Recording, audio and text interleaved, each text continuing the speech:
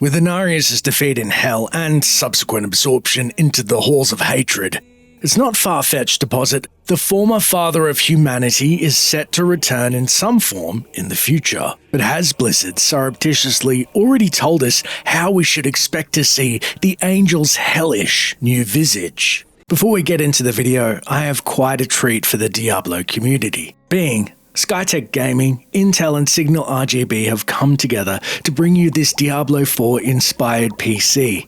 The swirling potions inside react to your health and resources in-game in real time. This is made possible by the Signal RGB app, which syncs RGB devices from any brand to bring you a cohesive lighting experience. Furthermore, the Skytech team designed and 3D printed this custom PC with performance and cooling in mind. The hand-painted chest contains the 13th gen Intel 13600K and the RTX 4070, giving you all the legendary hardware you need to defeat Lilith and save Sanctuary. Now honestly, I will be stoked if one of the Dark Lore community win this bad boy, so remember, you have to be in it to win it, and to enter the giveaway, click the link in the video description below. Good luck. So what is Inarius' potential hellish new form? Well, believe it or not, the thumbnail is not clickbait, but instead, I believe he may appear closely resembling a demon we all know and love, called the Butcher. See? That's crazy! Oh my god! Not Diablo 3's Butcher, mind you, which I'll explain why, but your daddy's Butcher, being the Overlord variant in Diablo 1. Fresh meat. But why Diablo 1? Well, clearly Inarius' essence was absorbed into the Hells after his defeat by Lilith's hand.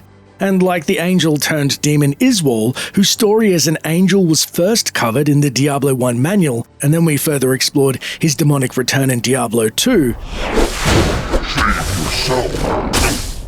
Inarius' story from Diablo 1's manual in the Overlord section is not only probably unknown by newer fans to the franchise, but also is still heavily drawn upon in the Sin War novels and subsequently Diablo 4. Admittedly, there are a few glaring deviations, but plot beats still remain fairly the same. However, I'll let you decide if you think Inarius will return as an Overlord demon.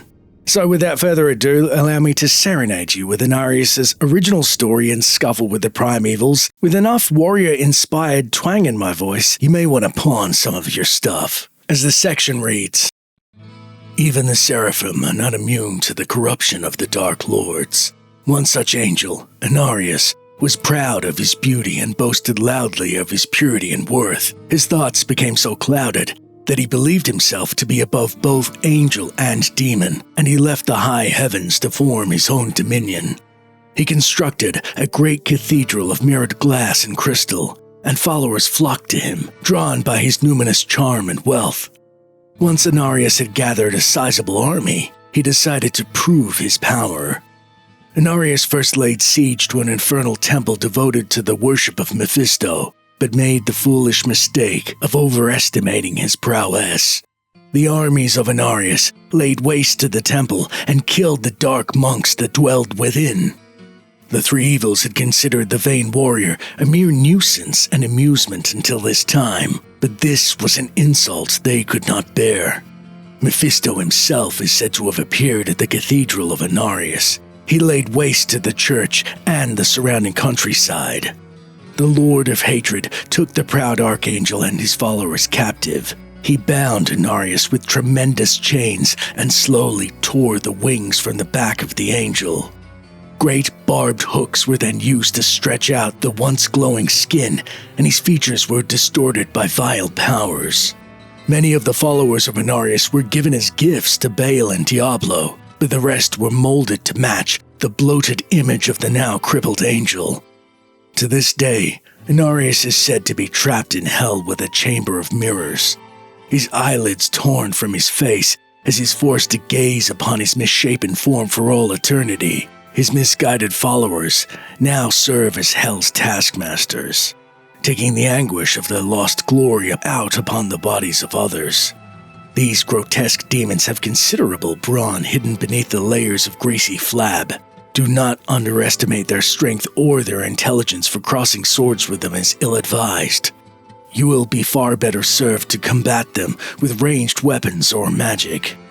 Now, as stated, Inarius' story has deviated from the original story. Obviously, he's broken out from hell. However, he may appear harkening back to the Overlord's story that befell his followers, seeing the once proud angel suffering beyond comprehension post-visit to Hell number 2, as he finds himself ensnared in a new demonic and bloated form that is a far cry from his angelic visage, yet still deadly in power. Now, what do you think? Obviously, he's been absorbed by Hell and probably going to return as some form of demon. But if you want to see how Inarius may also rule Hell in Mephisto's stead, thanks to a clever Redditor by the name of Genius in Disguise, who theorized in the video on screen at the moment. As always, thanks for watching, and until next time, travelers.